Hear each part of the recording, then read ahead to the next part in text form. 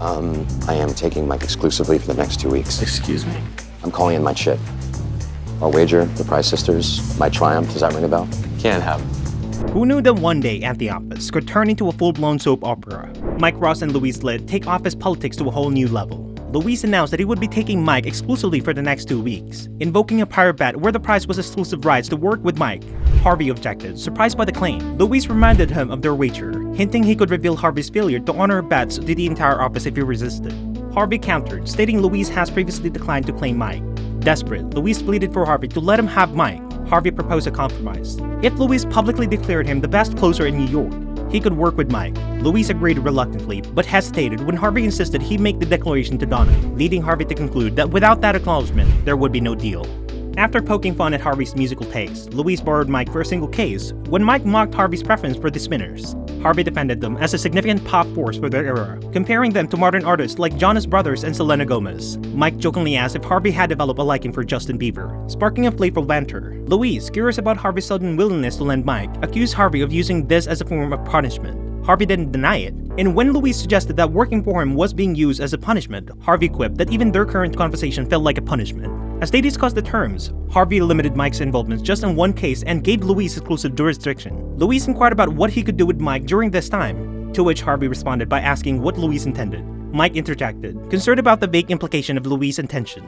Harvey reminded Louis to respect labor laws, while Louis humorously preferred to adhere to the Geneva Conventions. They agreed on these terms, but by the end, Mike humorously declared that he might need a sick day to escape the unfolding drama. For your information, the Spinners were one of the defining pop bands of their time.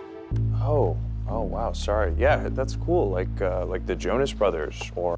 Louis was handling a case for liquid water, accused by Durham Foods of using a misleading slogan claiming that water boosts IQ. Mike, aware of the client, joked about their slogan. Louis clarified that Durham Foods, who also sells bottled water, had accused them of deception. Mike humorously remarked on the poor taste of Durham's water compared to the stagnant pond. Discussing their defense strategy, Louis mentioned that he would claim the slogan as puffery, a bold statement not meant to be taken seriously and thus exempt from deceptive advertising claim. Mike understood, realizing that no reasonable person would believe such a statement about water-enhancing intelligence, except perhaps those who actually drank liquid water. Louis warned Mike not to bring up that last bit during the deposition. Mike questioned the need for extensive legal motions if they were just claiming puffery.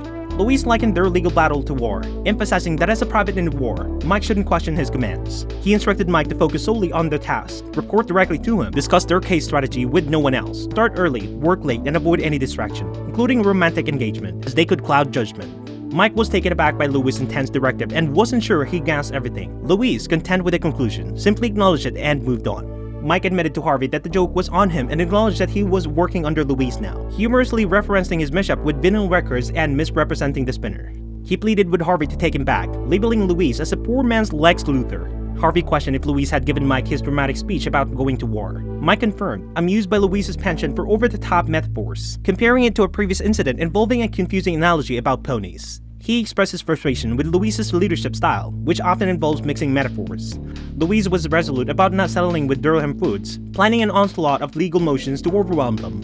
Motion to dismiss, compel, strike, change venue, and more were on the way. During what was supposed to be a settlement conference, a representative from Durham Foods was caught off guard by Louis' aggressive strategy. Louis made it clear that they were not there to settle but to proceed to trial. When questioned by the Durham representative if he was serious about taking the case to trial, Louis made it clear that he was fully aware of his own intentions. The Durham Foods representative pointed out the potential disadvantage of Louis' parent company, being a large corporation, which might not sit well with the jury, especially given the negative media coverage. Louis mentioned they were also filing a countersuit for libel, slander, and any other applicable charges, due to the damaging allegations Durham Foods had made. Mike suggested including torturous interference in the countersuit. The Durham representative accused Louis of not negotiating in good faith. Louis made a pointed remark about the poor quality of Durham's water, comparing it to sediment settling at the bottom of a pond. He emphasized their firm stance on not settling the case, intent in seeing it through the court. During an interview with the Vice President of Market Research for Durham Foods, Kevin, and his lawyer, Louis and Mike aimed to uncover the true motives behind Durham's lawsuit against liquid water. Louis started by inquiring about Kevin's tenure at Durham Foods, learning that he had dedicated 22 years to the company since graduating from college.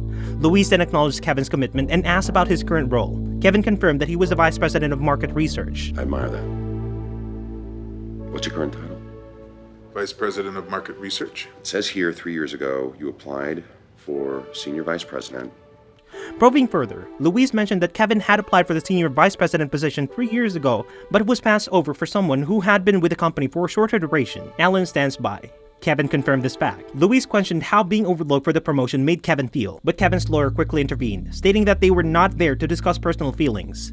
Persisting tactfully, Louis suggested that Kevin might have hoped to be further off the corporate ladder by now. Kevin hesitantly admitted this could be true. Louis continued, confirming that Kevin had recently been passed over again for the senior VP position, and management has sought candidates from outside the company. Kevin's lawyer objected to this line of questioning, deeming it irrelevant. Louis apologized and retracted the statement, claiming it was based on hearsay from the headhunter friend, which prompted another objection from Kevin's lawyer. Switching tactics, Louis empathetically shared his own experience of being undervalued at work, describing how it can feel like a personal affront, chipping away at one's dignity. He suggested that Kevin could either continue to defend his company's actions or choose to be candid about the real reasons behind the lawsuit. Frustrated, Kevin's lawyer declared the interview over.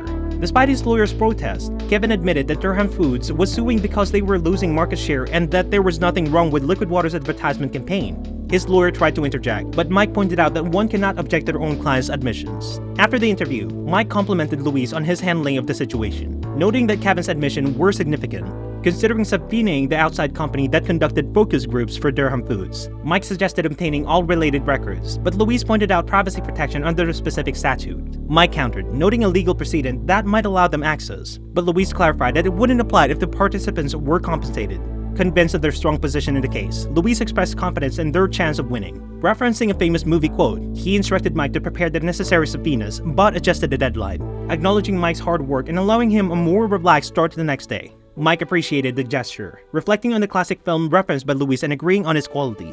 In Louis's office, Mike expressed that he had enjoyed working with Louis, surprising him. Louis wondered if Harvey had influenced Mike's opinion negatively, but Mike clarified that any negative feelings he had were due to Louis' own actions, not Harvey's. He mentioned several grievances, including Louis trying to sabotage his relationship with Jenny, putting him in a house in court, and attempting to blackmail him with a fake drug test. Mike insisted that one cannot simply expect others to forget such actions and move on. Louis agreed to consider Mike's perspective on his behavior.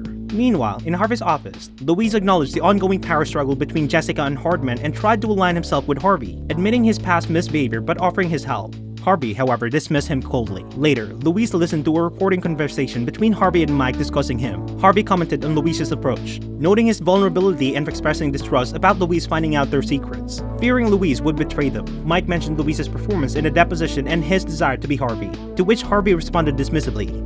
When Louis was alone, Mike complimented him, trying to lighten the mood with a movie quote. Louis was abrupt, revealing he had credited Mike with the idea of buying out Durham Foods because he felt in debt to Mike for covering for him earlier. Aiming to settle that debt, Louis admitted Mike was right, suggesting he too would remember their interactions, particularly the positive ones, moving forward.